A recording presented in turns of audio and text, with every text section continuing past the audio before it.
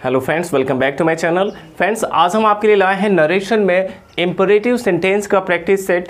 तो इसमें हम आपको कुछ एग्जांपल सॉल्व करके बताएंगे और लास्ट में आपको कुछ होमवर्क भी दिए जाएंगे जिसे सॉल्व करके आपको मुझे कमेंट बॉक्स में बताना है। फर्स्ट एग्जाम्पल है the master said to the servant, अर्थात मालिक ने अपने नौकर से कहा bring a glass of water, एक गिलास पानी लाओ। तो फ्रेंड्स, ये इंपरेटिव सेंटेंस है जिसको हम हिंदी में आज्ञा सूचक भी कहते हैं।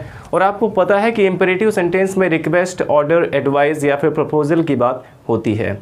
तो अगर हम फर्स्ट एग्जांपल देखते हैं तो एक मालिक ने अपने नौकर से कहा है एक गिलास पानी लाने के लिए, अर्थात यहाँ पे ऑर्डर दिया गया है। तो सबसे पहले हम क्या करेंगे, सबसे पहले यहाँ पे हम लिखेंगे सब्जेक्ट द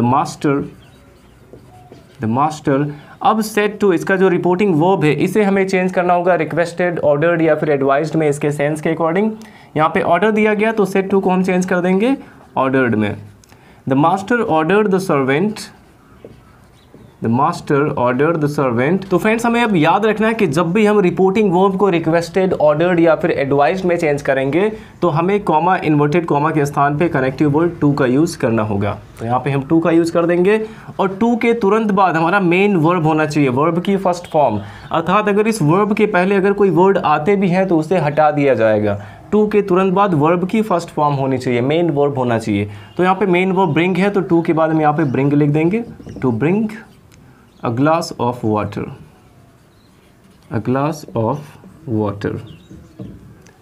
तो ये सेंटेंस हमारा बन गया कि the master order the servant to bring a glass of water.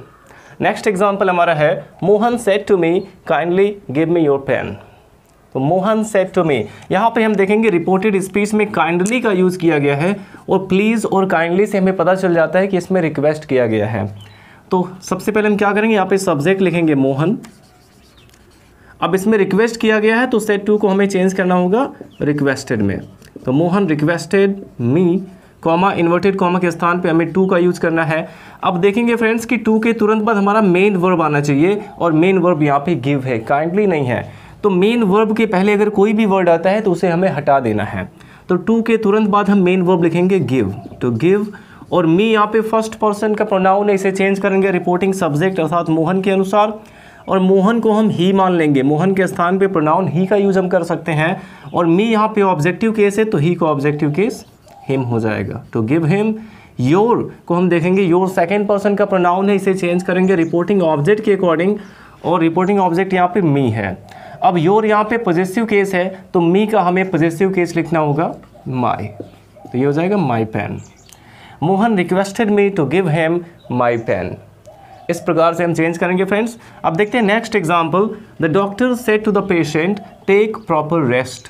Doctor ने पेशेंट से कहा है कि उचित आराम करो, अर्थात यहाँ पे डॉक्टर ने पेशेंट को एडवाइस दिया, सलाह दिया है।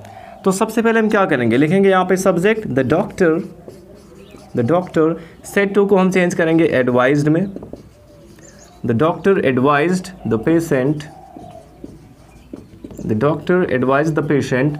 अब यहाँ भी एडवाइस का यूज़ हमने किया रिपोर्टिंग वर्ब के रूप में, तो हमें क्या करना है, कॉमा, इन्वर्टेड कॉमा के स्थान पे कनेक्टिव वर्ड टू का यूज़ करना है। और टू के तुरंत बाद हमारा मेन वर्ब आएगा तो टू टेक प्रॉपर रेस्ट। तो इस तरह से ये सेंटेंस हमारा बन गया कि the doctor advise the patient to take proper rest. Next example देखते हैं, the teacher said to me don't waste your time.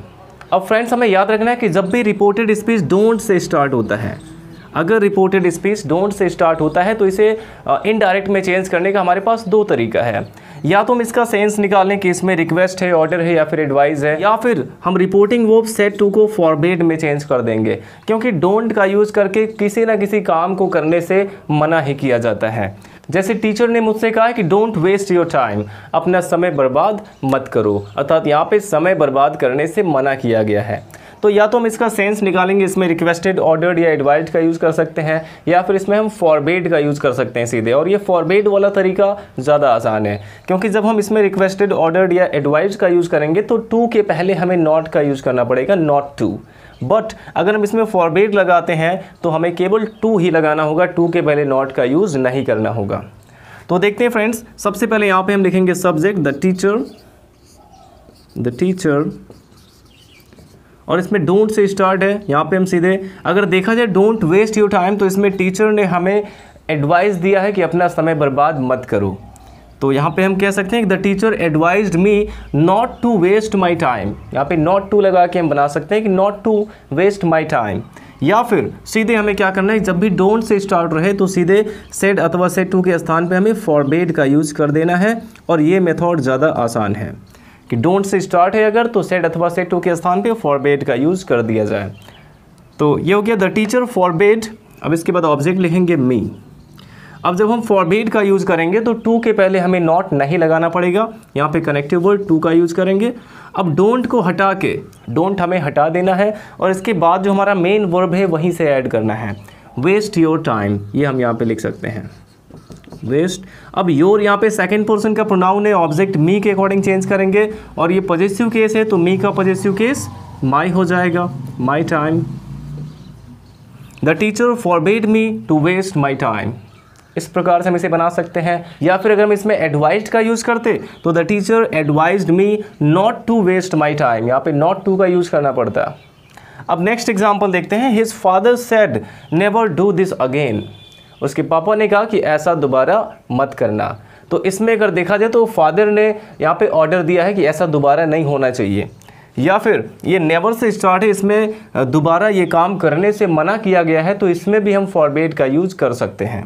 तो हम इसे इस प्रकार से बना सकते हैं कि हिज फादर, यहाँ पे हम ऑर्डर्ड या फिर एडवाइज्ड का भी यूज़ कर सकते हैं। His father ordered. अब यहाँ पे नेवर है तो नेवर ऐसे ही हम यहाँ पे लिख सकते हैं और इसके बाद हमें टू का यूज़ करना होगा एज ए कनेक्टिव वर्ड। अगर नेवर से स्टार्ट होता है तो नेवर को हम ऐसे लिख देंगे और उसके बाद टू का यूज़ करेंगे। His father ordered never to do, और दिस को चेंज करते हैं दैट में again. His father ordered never to do that again। अब आप चाहें तो इसका स्क्रीनशॉट ले सकते हैं और इसके बाद हम कुछ और भी एग्जांपल्स देखते हैं जिसमें let का यूज़ किया जाता है। तो फ्रेंड्स अब हम देखते हैं हमारा नेक्स्ट एग्जांपल, और इसमें हमने बताया है कि जब भी let का यूज़ हुआ रहे रिपोर्टेड स्पीच में, तब हम उसे डायरेक्ट से इनडायरेक्ट स्पीच में कैसे चेंज कर सकते हैं। फ्रेंड्स अगर रिपोर्टेड स्पीच में आपको लेट दिखाई दे तो इसके बाद आपको ये ध्यान देना है कि लेट के बाद कहीं अस तो नहीं है, या फिर इसको शॉर्टकट में लेट्स भी लिखा जाता है, लेट्स तो नहीं आया है। क्योंकि अगर लेट अस या फिर लेट्स आता है तो उसका रूल अलग होता है, और लेट के बाद अस के अलावा दूसरा कोई ऑब्जेक्ट अगर आता है तो वहाँ पे रिक्वेस्ट, ऑर्डर या फिर एडवाइस किया जाता है और उसका रूल अलग होता है। और इस एग्जाम्पल में अगर देखा जाए तो the boss said to the watchman, boss ने वॉचमैन से कहा है let that old man enter the hall. तो यहाँ पे लेट के बाद एक ऑब्जेक्ट आया है दैट ओल्ड मैन, यहाँ पे अस नहीं आया हुआ है। तो हम क्या करेंगे, सबसे पहले यहाँ पे सब्जेक्ट लिखेंगे द बॉस, और इसके रिपोर्टिंग वर्ब को चेंज करने से पहले हम इसका सेंस निकालेंगे। एक बॉस ने अपने वॉचमैन से कहा है कि उस बूढ़े आदमी को अंदर आने दो, अर्थात इसमें अलाउ किया गया है उस बूढ़े आदमी को अंदर आने के लिए। तो हम क्या करेंगे, सेड टू को चेंज कर देंगे अलाउड में। जैसा इसका सेंस निकलेगा फ्रेंड्स, उसी के अकॉर्डिंग हमें रिपोर्टिंग वर्ब को चेंज करना है। अगर इसमें रिक्वेस्ट किया जाए तो रिक्वेस्टेड में चेंज करेंगे, ऑर्डर दिया जाए तो ऑर्डर्ड में, एडवाइस दिया जाए तो एडवाइज्ड में, अलाउ किया जाए तो अलाउड में, और अगर कभी कभी क्या होता है कि मान लिया जाता है तो वहाँ पे हम सपोज्ड में भी इसको चेंज करते हैं। तो देखते हैं यहाँ पे सेड टू को हम अलाउड में चेंज कर देंगे। अब इसके बाद ऑब्जेक्ट लिख देंगे the watchman, the boss allowed the watchman.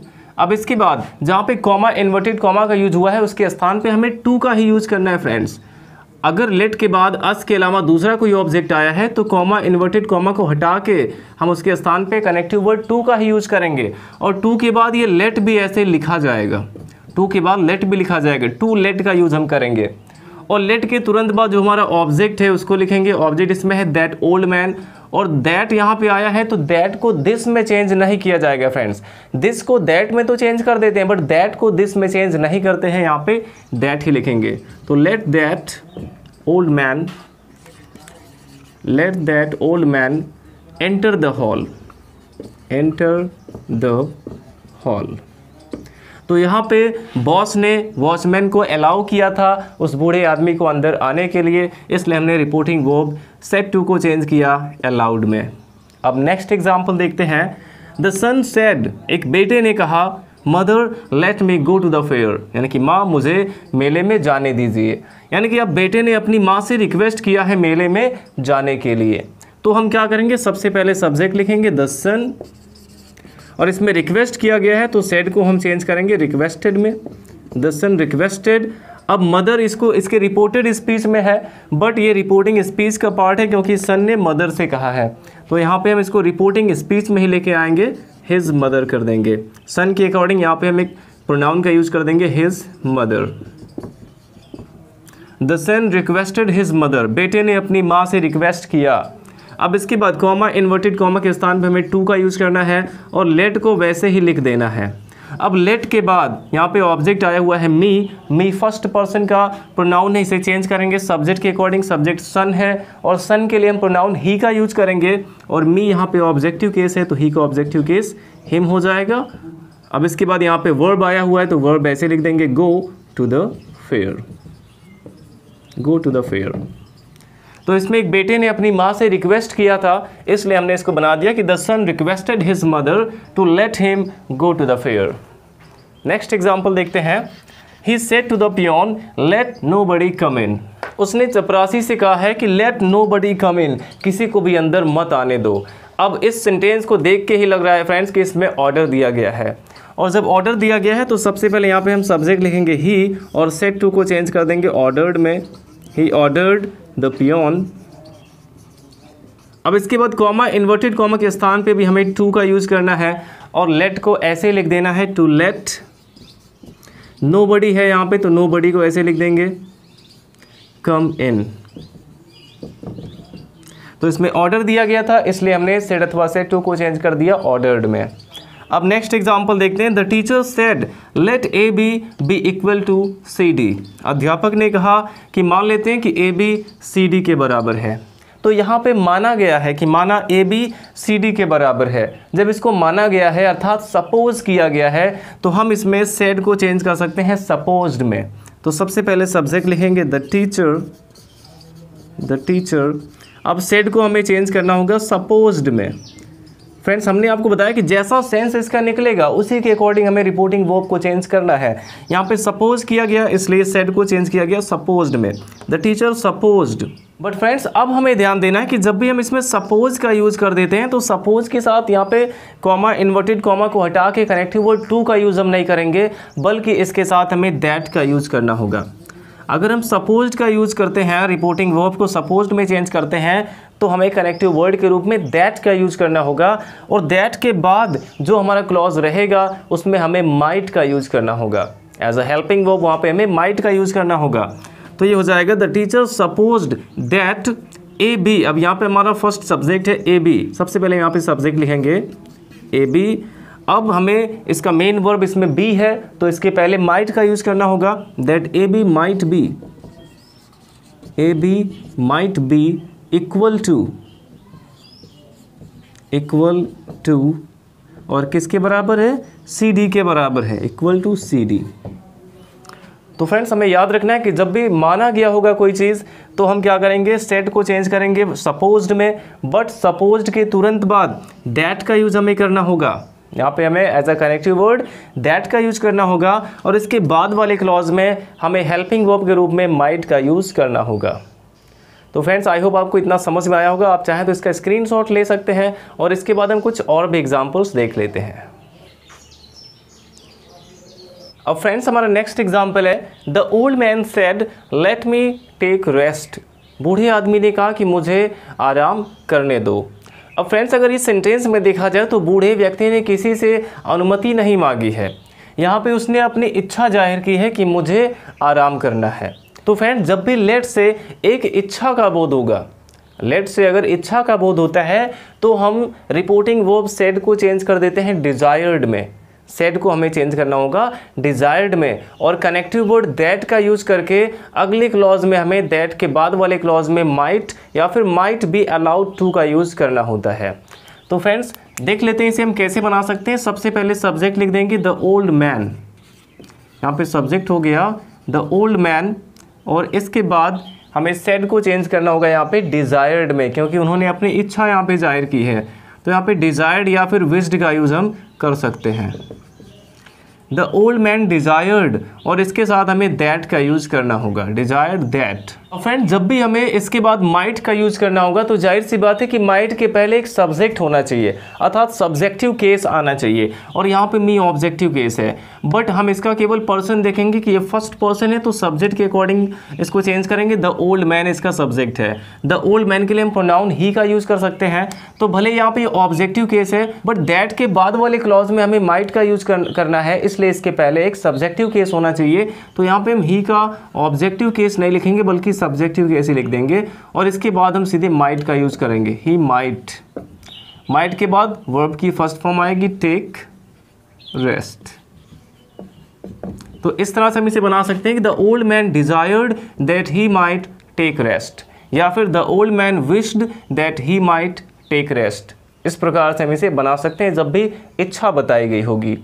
अब नेक्स्ट एग्जाम्पल हमारा है she said let me introduce my self. अगर देखा जाए तो इसमें भी अपनी इच्छा ही जाहिर की गई है अपने आप को इंट्रोड्यूस करने की, बट यहाँ पे अपने आप को इंट्रोड्यूस करने के लिए अनुमति मांगी भी गई है, तो इसलिए हम यहाँ पे सबसे पहले लिखेंगे सब्जेक्ट शी, और फिर सेड के जगह पे हम डिज़ायर्ड का यूज कर सकते हैं क्योंकि इसमें भी इच्छा जाहिर की गई है, शी डिज़ायर्ड, और कॉमा इन्वर्टेड कॉमा के स्थान पे हमें दैट का यूज करना होगा, और उसके बाद मी को हम चेंज करेंगे सब्जेक्ट के अकॉर्डिंग, यहाँ पे सब्जेक्ट शी हो जाएगा। भले यहाँ पे मी ऑब्जेक्टिव केस है बट यहाँ पे हम सब्जेक्टिव केस शी लिखेंगे। अब इसके बाद इसमें अनुमति भी मांगी गई है अपने आप को इंट्रोड्यूस करने की, तो यहाँ पे माइट बी अलाउड का यूज हम करेंगे। इसके बाद she might be allowed to, ये इतना पूरा हमें यूज़ करना होगा, ये phrase might be allowed to, ये हमें सब्जेक्ट के बाद यूज़ करना होगा। अब टू के बाद हम सीधे वर्ब की फर्स्ट फॉर्म लिख सकते हैं, यहाँ पे इंट्रोड्यूस हो जाएगा इंट्रोड्यूस।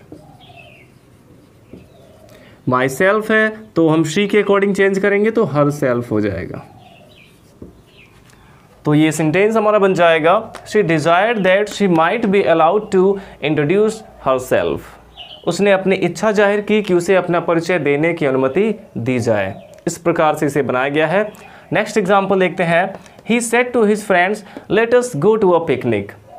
अब फ्रेंड्स हमने आपको बताया था कि जब भी लेट के बाद अस आ जाता है तो उसका एक डिफरेंट रूल होता है। तो ये हमारा एग्जाम्पल आ चुका है। लेट के बाद देखें यहाँ पे अस आया हुआ है, या फिर इसी लेट अस को शॉर्टकट में हम लेट्स भी कहते हैं, जो कि हमारे सेकंड एग्जाम्पल में है यहाँ पे। तो he said to his friends let us go to a picnic.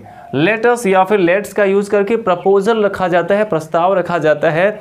इसलिए जब भी लेटस या लेट्स आता है तो हम रिपोर्टिंग वर्ब सेड अथवा सेड टू को चेंज करते हैं प्रपोज्ड या फिर सजेस्टेड में। तो सबसे पहले यहाँ पे हम सब्जेक्ट लिखेंगे ही, अब सेड टू को हम चेंज कर देंगे प्रपोज्ड में, ही प्रपोज्ड। अब इसके बाद अगर कोई ऑब्जेक्ट भी आया हुआ है तो टू के साथ ही वो ऑब्जेक्ट लिखा जाएगा। प्रपोज्ड के साथ हमें टू का भी यूज़ करना होगा।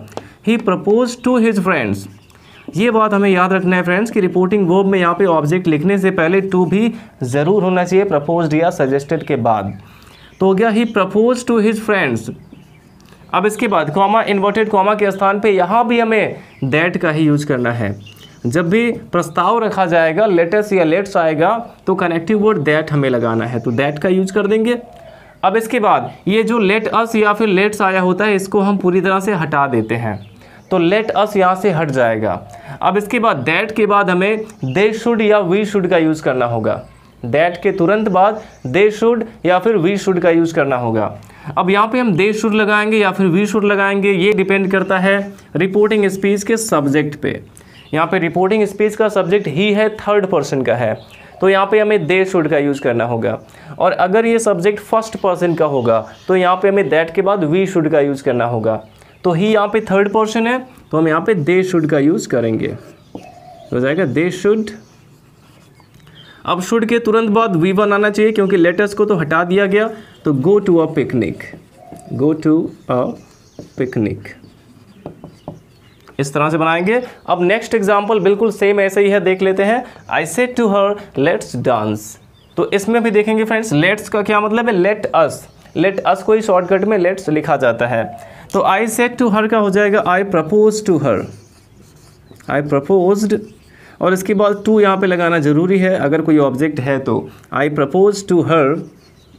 अब कॉमा इन्वर्टेड कॉमा के स्थान पे हमें दैट का यूज़ करना होगा। दैट के बाद दे शुड या वी शुड आना चाहिए। इसके लिए हम पहला सब्जेक्ट देखेंगे यहाँ का, तो जो स्पीकर हमारा है वो फर्स्ट पर्सन का है, इसलिए यहाँ पे वी शुड आना चाहिए। तो ये जाएगा वी शुड, और लेट्स तो हट जाएगा, बचा क्या, डांस। तो यहाँ पे ऐसे लिख देंगे डांस। अब ये सेंटेंस हमारा बन गया कि I propose to her that we should dance.